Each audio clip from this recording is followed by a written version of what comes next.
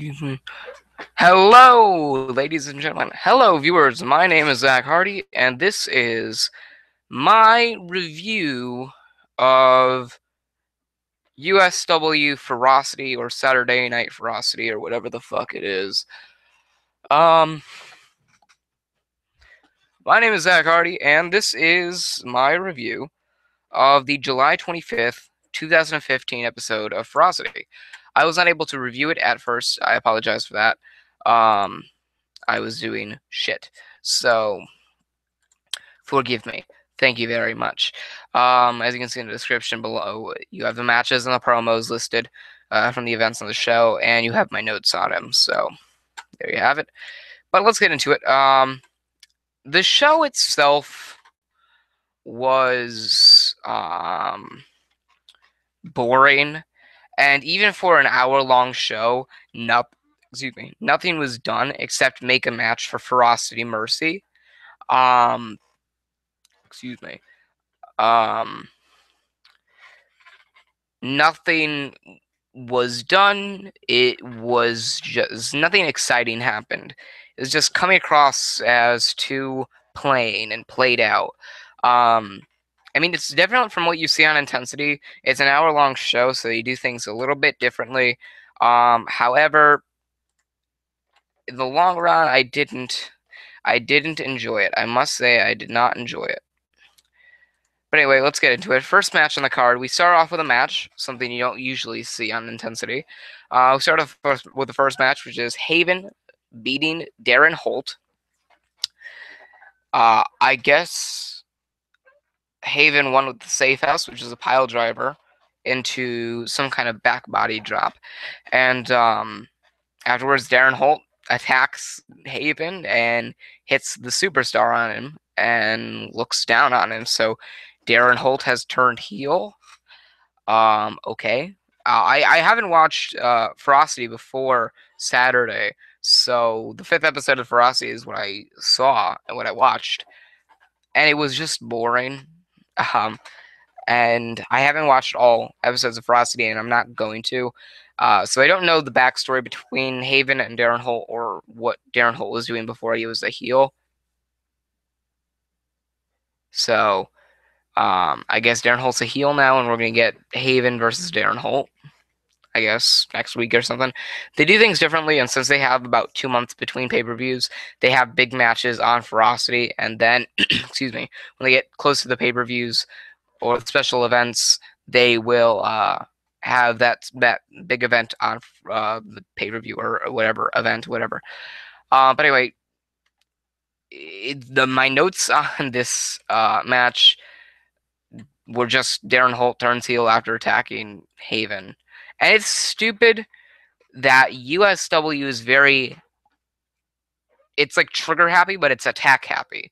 Like, they will bear no extent to have a heel attack somebody at the end of the match, or a face attack somebody at the end of the match, or a tweener attack somebody at the end of the match to turn heel. It's just, no matter whether it's in Intensity or if it's in Ferocity, fucking attacks after matches are stupid and they're really overused. So please, can we just clean that up a little bit? That'd be great. Anyway, promo afterwards. Otis Crane cut a promo on how Xavier King will not get away with attacking him, leaving at that. Challenges King to a match next week at Ferocity to settle this bickering. It was just a promo, a simple promo. It's been done all too often. You see one person saying, "Oh, I'm not going to let you get away with attacking me last week, so let's have a match."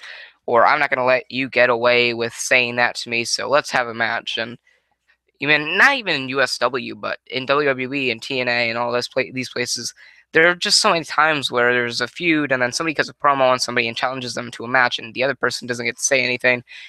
It's just boring, and it doesn't do much, in my opinion. And this didn't do much other than set up a match between Otis Crane and Xavier Woods for next week on Ferocity.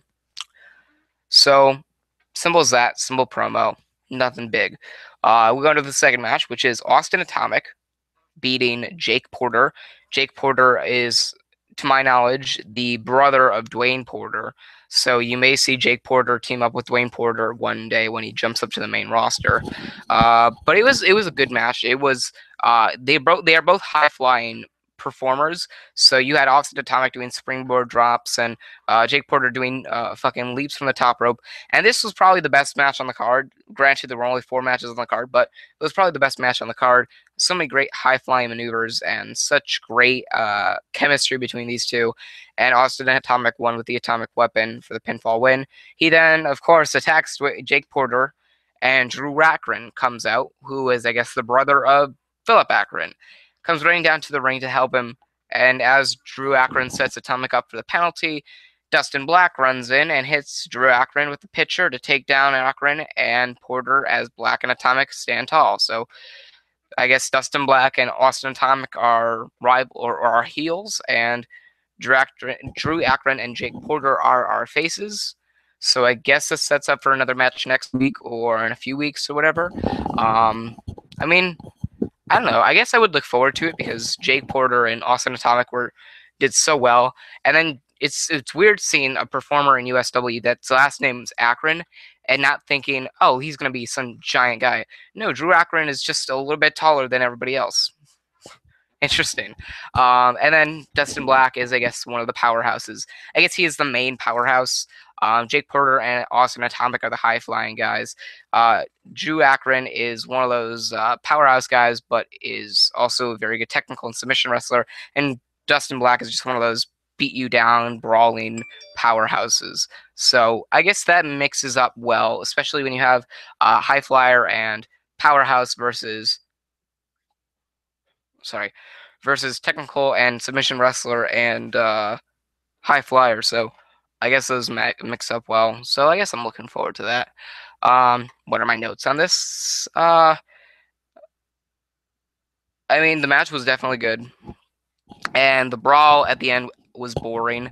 After Drew Akron got in the ring, Austin Atomic threw 2 punches, then got caught with a bunch of punches, and then was set up for the penalty. And I'm looking back at my notes, and the penalty is a backdrop into a neck breaker. So he just gets Dustin Black running in, hitting Drew Akron with the pitcher, and the pitcher is a power bomb into a front body drop. So nothing much else. And Dustin Black and Austin Atomic run away with a win. And I guess they're both heels, and the heels stand tall over the faces this week. Interesting. And then we jump into another match, which is the third match, and it's Drake Tyler representing the Tyler brothers beating Johnny Graves, who's representing the Graveyard.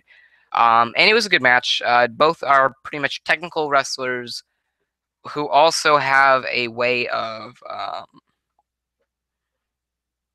getting submission maneuvers and powerhouse maneuvers on you. They're not high flyers, but they're more technical wrestlers, and both of these performers are the leaders of their factions, the Tyler brothers and the Graveyard. The ending, Drake Tyler hit the Suffocator on Johnny Graves for the win, pinfall win, leading to the Graveyard attacking the Tyler brothers until the Graveyard is left standing tall. If you don't know, the Tyler brothers and the Graveyard are both 2 factions consisting of 4 performers each. The Tyler brothers have Drake Tyler as their leader, and then they also have Gregory Tyler, they have Mark Tyler, and they have Quinn Tyler. And then the Graveyard, to my knowledge, the Graveyard has Johnny Graves as their leader. They have Marrow Tomb as well, and they have Randy Mist, and they have Ryler Coffin. So it's pretty much the Shield versus the Wyatt family with 1 more performer in each faction.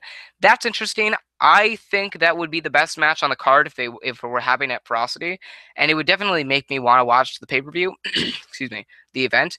And just seeing these 2 leaders have a good match on Ferocity just shows me what kind of feature both of these factions have in the main roster, on the Intensity roster. And I like the fact that the Graveyard is playing as the heels here, and the Tyler brothers are playing as the faces, when really it kind of seems as though it'd make more sense the other way around. It seems as though they can really prove that both these factions can play a face and both factions can play a heel, or at least that's what it's portrayed as. So, anyway, it was a good match. I enjoyed it. Not the best match on the card, but it was definitely a good match. And my thoughts on this match, this just sets up the Tyler Brothers versus the Graveyard match soon. I don't know when it's going to be. Maybe it's next week. Maybe it's at Ferocity. I think it would be a Ferocity match, but whatever. So we then go into a promo. This is between Wyler and Kevin Storm. Kevin Storm, the Ferocity champion. Wyler cuts a promo telling everyone that he is willing to take the Ferocity Championship away from Kevin Storm. Wyler challenges Storm to a match for the Ferocity Championship at Ferocity Mercy, which is 5 weeks away. Storm then walks out, accepts the challenge after hearing enough of Wyler talking, then tells Wyler that if he is ready for his ass to get kicked, then he would show up to that match on that night and face the beatdown he will receive. Again, another promo that was just a challenge, didn't set up very much except for a match. It wasn't something worth going back and watching. It wasn't something, it was the best thing. Right now, I think Kevin Storm is playing as the heel. That's what I'm getting, but it looks like it's as though Wyler is also a heel. But it could also be that Kevin Storm is a confident heel, and Wyler is just one of those faces that is really annoyed, or is one of those faces that is willing to be very violent or something. Kind of like an Enigma at his point in time afterwards. The downfall of the Enigma character. Thank you, myself. But it was just, at least, I don't know. It was another one of these, I'm challenging you to a match, except we got a WWE turn and we had one person come out to defend himself and talk back at Wyler. And this does nothing except set up the match for Ferocity Mercy for the Ferocity title. At least Storm got involved in some way. That's all you can really ask for in a promo like this if you want to really have a strong ending to the promo. Excuse me. And I think as though it was just a match, or I'm sorry, just a promo that was willing to, or was there to set up something, just to set up something. It was just there for a few minutes, set up a match, so that way they can do something for whatever they're planning on doing for the next 4 or 5 weeks. Interesting, I guess. Kevin Storm versus Wyler for the Ferocity title at Ferocity Mercy. Okay, cool. Fourth match is the non-championship main event match. The Ferocity Tag Team Champions, the Northern Lights, consisting of Blaine North and Samuel North, defeated the Surfers, who are Surf and Tanner. In the ending, Surf and Tanner steal the tag team titles and run through the crowd with them as the Northern Lights chase them. This leads to the Surfers running out of the front of the building and down the road as the Northern Lights chase them to end the show. So all you see is the Surfers and the Northern Lights running down the parking lot, out of the way, down Washington Bank Street, going down, and that's how you end the show. I mean, I'm not the biggest supporter of the ending of the show is what matters, or it depend. The ending of the show really, influences the entire result and the thought on that. I've never been that kind of supporter. I've always thought, even though the way you end the show is one of the most important ways, or one of the most important things to the show, and is one of the most influential things on the show, I still think you can't just discard the fact that if there was a terrible ending to the show, you can't just really go off of that and then discard everything else on the show if it was great. I've always been a big supporter of, don't just take the ending of the show as your biggest point. Also look at what happened in the show and throughout the entire show. And I think this show is, I guess it was okay. The ending to the show with Surf and Tanner just stealing the tag team titles and having all 4 performers run after each other down the road, and that's how you end the show. There was no exit. The commentary just cut off and the show ended.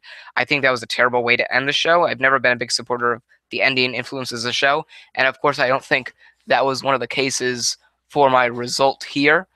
But my notes on the main event: Surfer steal the tag team titles, and that's how you end the show. That's it. The rating that I'm going to give the show is a 2-star rating. it was different from, of course, what you see on Intensity, but it was just boring in the long run. Nothing exciting happened, and everything was just coming across as too played out. Not to mention something that I, did not put in the description is that it did not do anything except in certain points set up for a match. And when the matches were set up, the only things that were confirmed were through promos. And I mean, the only thing that was good that came across from this show was the Austin Atomic versus Jake Porter match, the Drake Tyler versus Johnny Graves match, and possibly the Graveyard and Tyler Brothers brawl at the end. No, never mind. The brawl at the end between the Tyler Brothers and the Graveyard. And I guess the Wyler and Kevin Storm promo, but you had the first match, Haven versus Darren Holt, was just bad. Then you had Darren Holt turning heel. I probably would have, if I had watched Ferocity, or Ferocity had been been around a little bit longer, considering I know, if this isn't interesting to other people who do watch Ferocity, then if it were around a little bit longer, maybe I would care more. Maybe it'd be more influential. I mean, he still attacked him, but I mean, the first match, Haven versus Darren Holt, the promo afterwards, turning Darren Holt heel, the Otis Crane promo on Xavier King, the brawl between Austin Atomic, Jake Porter, Dustin Black, and Drew Akron after their match, the main event, and the main event was all right. But the ending to the main event, or the ending to the show, those were just parts that really threw me off, and that's the reason why I got a 2-star. The matches in total, the only thing that was good about this show were the matches, the Austin Tyler vs. Jake Porter match and the Drake Tyler vs. Johnny Graves match. And then the only promo that was interesting was the Tyler Brothers and Graveyard brawl. And then nothing else really mattered, except for Kevin Storm and Wyler's promo to get a Ferocity Championship match at Ferocity Mercy confirmed. So that's pretty much all we have for Ferocity Mercy now, and we'll just see what goes on now. I'm not sure whether I will put out a review for, I believe, let's see, the August 1st, 2015 Mercy, or I'm sorry, August 1st, 2015 Ferocity show review. I don't know. It's dependent on if I watch it or not. I think I'll watch it, but anyway, a 2-star worthy show. It was interesting, I guess. It was all right. So, I mean, it wasn't interesting. It was all right, but it wasn't very good. So, yeah. I guess if I had to put it in words, just a little bit below decent. A little bit below, I don't know. A little bit below decent. Less than average. Below average. So, anyway, thank you for watching. That was my review on the July 25th, 2015 edition of USW Ferocity 0005. I hope you enjoyed. Remember to like, favorite, and subscribe for more. Or thank you for watching. I hope you enjoyed.